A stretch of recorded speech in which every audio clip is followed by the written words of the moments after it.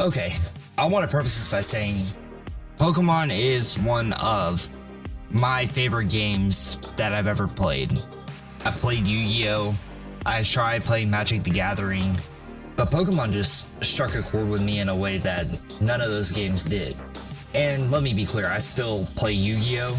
I love Yu-Gi-Oh! But Pokemon is just grade A, man. It's incredible.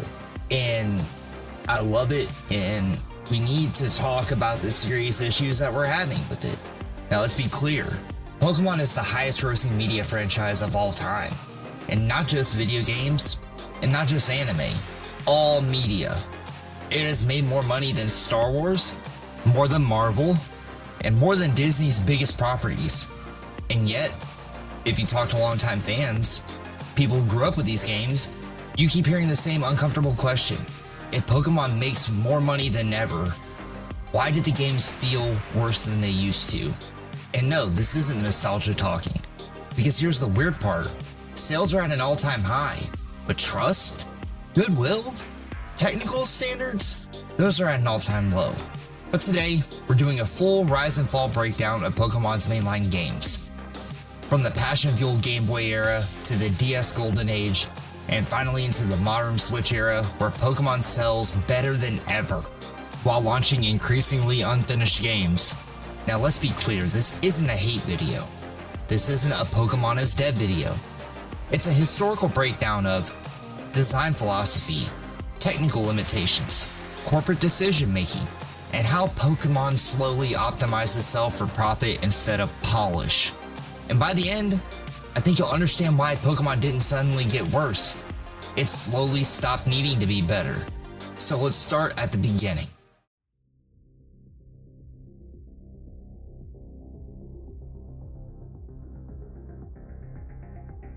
Pokemon began as a passion project. Satoshi Tajiri wanted to create the feeling of collecting bugs as a kid, trading them with friends, discovering rare ones, and building a community around shared curiosity. And that vision mattered more than polish. When Pokemon Red and Green launched in Japan in 1996, they were running on aging gameplay hardware that already felt outdated. These games were objectively broken.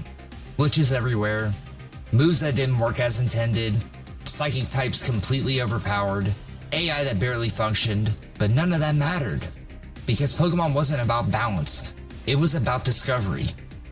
151 creatures, version exclusives, trading via a link cable, schoolyard rumors, secret glitches like Missing No. The limitations created the mystery. Players didn't data mine back then.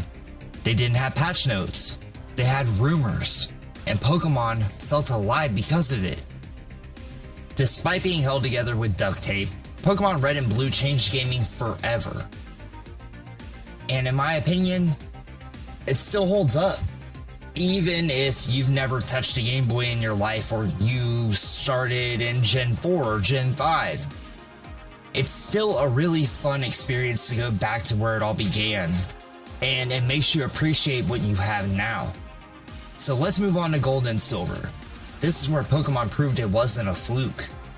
Gold and Silver didn't just iterate, they expanded Pokemon's ambition. 100 new Pokemon, breeding, held items, a real day and night cycle, and then something unheard of at the time. 2 full regions. You beat Johto, you beat the Elite Four, and then the game says, cool, now go back to Kanto. That moment permanently changed expectations. To this day, no Pokemon game has matched that level of post-game surprise.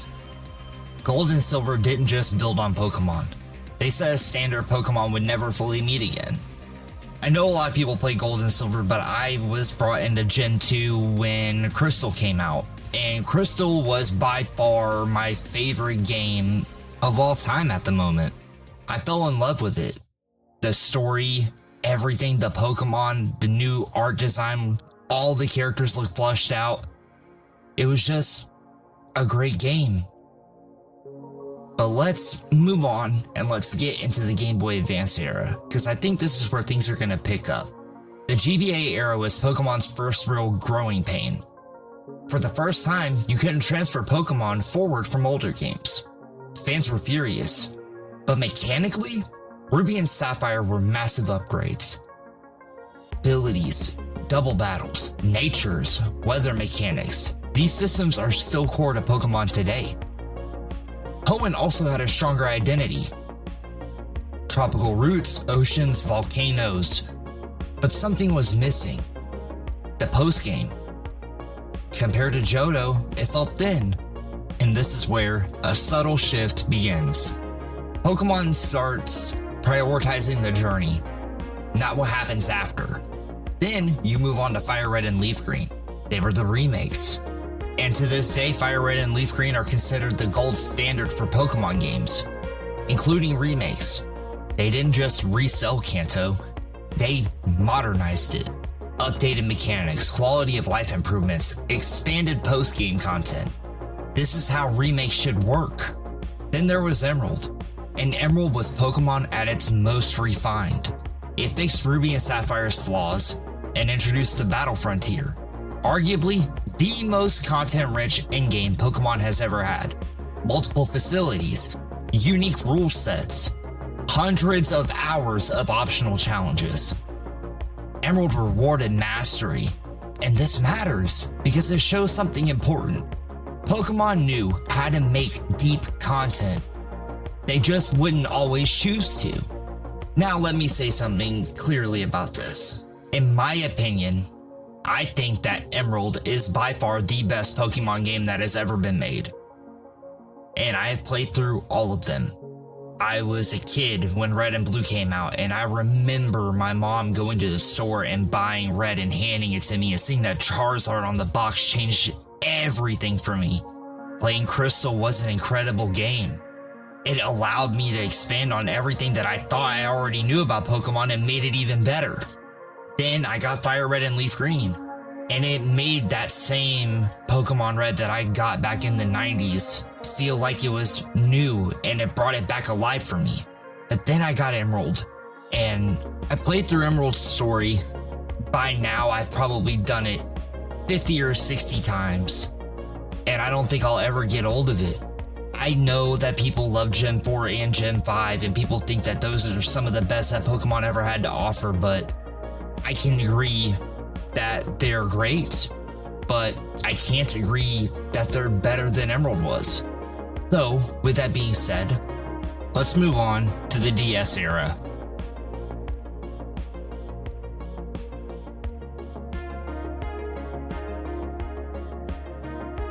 Now let's talk about Diamond and Pearl.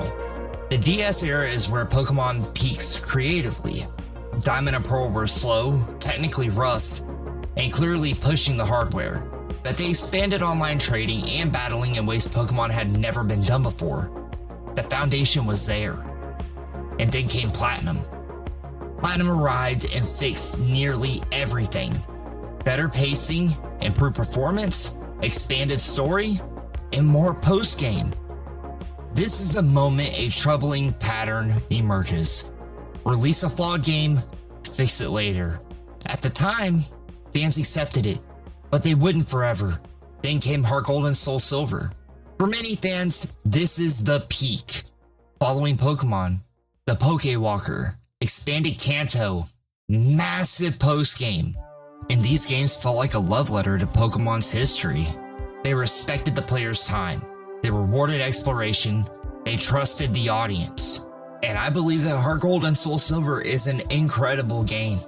Now, I never really used the Pokewalker. To me, it wasn't that important, even though a lot of people believe that it did a lot of great things for the game. I just love the fact that they took an old game, like Gold and Silver, modernized it, expanded the story, and made it incredibly more rich than it had already felt when you played through it the first time. Then Pokemon did something bold. Then came Black and White, and then Black 2 and White 2. A story-driven narrative, a region almost entirely of new Pokemon, animated sprites, direct sequels instead of third versions. And at this time, fans were divided. Sales dipped slightly, but in hindsight, These games are now widely considered the last ambitious Pokemon titles. This was the last time Pokemon truly took risks, and it kind of shows that I think that this is when online tournaments, when it came to Pokemon battles, became extremely serious. And it was so cool watching people like Wolflick and all these other high-end Pokemon champions have gone through. It was an incredible thing to see. And it kind of sucks because I don't think that we'll ever get back to that again. And now, let's get into the 3DS era. Now let's talk about X and Y. When Pokemon finally goes fully 3D, and it immediately struggles. Weak post-game, low difficulty, underdeveloped story. Now, let's be clear. Mega Evolution was exciting, but inconsistently supported, and it was eventually abandoned. This era marks the beginning of Pokemon talking down to its audience. Now, if you want my opinion, I thought X and Y was an okay game. The Pokemon that they brought to the table was amazing. The introduction of the fairy typing was incredible. It just wasn't enough for their big adventure into 3D and us thinking that the possibilities were endless. They narrowed it down and they treated it like it was not that important. And us as the audience, we felt it. But then we get to Omega Ruby and Alpha Sapphire. These were incredible remakes, but they were missing Emerald's Battle Frontier. When asked why, Game Freak gave us a quote that would be infamous. Kids don't have time for that anymore. That single sentence shattered trust. Because it wasn't true then, and it's not true now. And I loved Omega Ruby and Alpha Sapphire.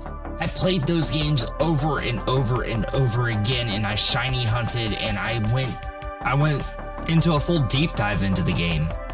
To a point where I was in talks with Facebook groups all day long and trying to trade and battle and have a good time. This, to me, was something that I really enjoyed. Even though you could beat that whole game in under a day. But now, let's talk about Sun and Moon and Ultra Sun and Ultra Moon. These games try to focus on story, but they did it at the cost of player freedom. Constant interruptions, excessive tutorials, hand-holding on every step. And then Ultra versions released, essentially DLC sold at full price. Trust began to erode. And it was at this point where people were giving up on Pokemon and people were walking away from the game. I tried to hold on as much as I could because I believed that Game Freak could pull out one more game in the Pokemon era under the 3DS before the life cycle of the system had died out. But then came the Switch.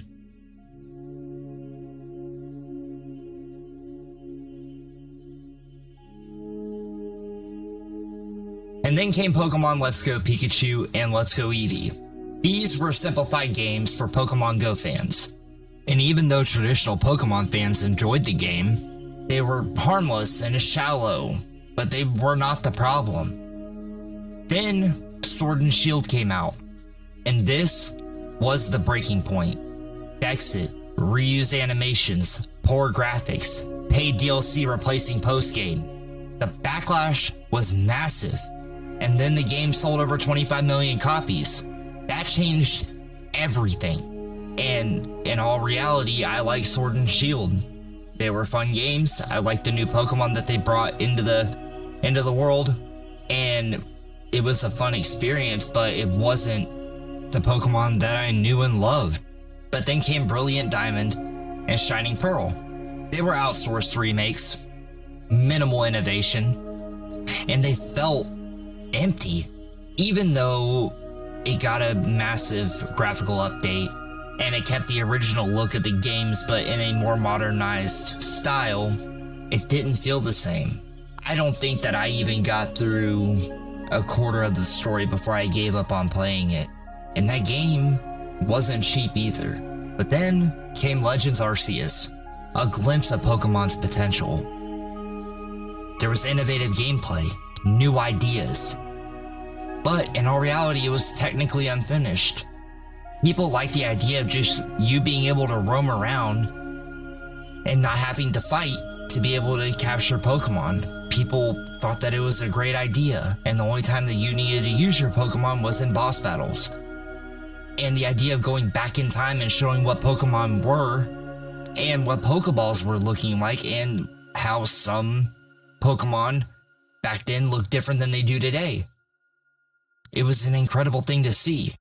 Now we get the Scarlet and Violet, an open world Pokemon game, and it was a great game. I loved the new starter Pokemon that they introduced, and there were a lot of other Pokemon added to the world that I really did like. But also, there were severe performance issues. There were a lot of visual bugs. There were frame drops.